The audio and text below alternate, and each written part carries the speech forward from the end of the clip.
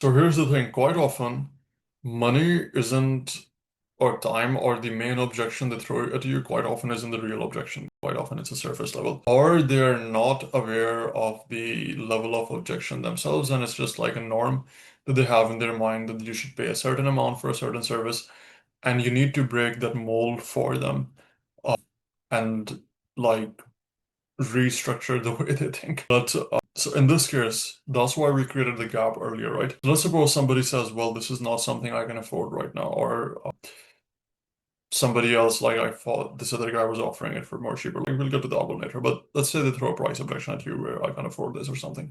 Generally, the easier way to start this off with would be in a more curious tone, like, I'm confused. When we discussed earlier, you mentioned that this has been something that has been like you've been struggling with your feeling of your self-esteem being low and you're like whenever you see yourself in the mirror you don't like it and you want and you feel like you'll get all of these relationships and all of these better opportunities once we finally fix this.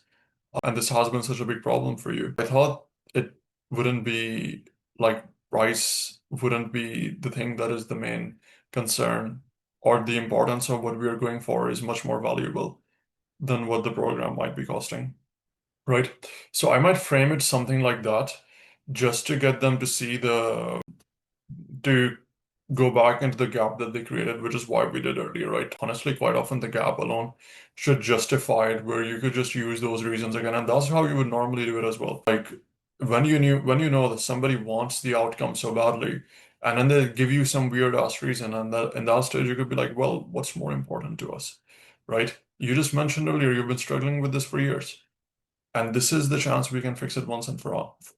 So are you not gonna make it work and just leave it be and struggle for the next 5 years as well?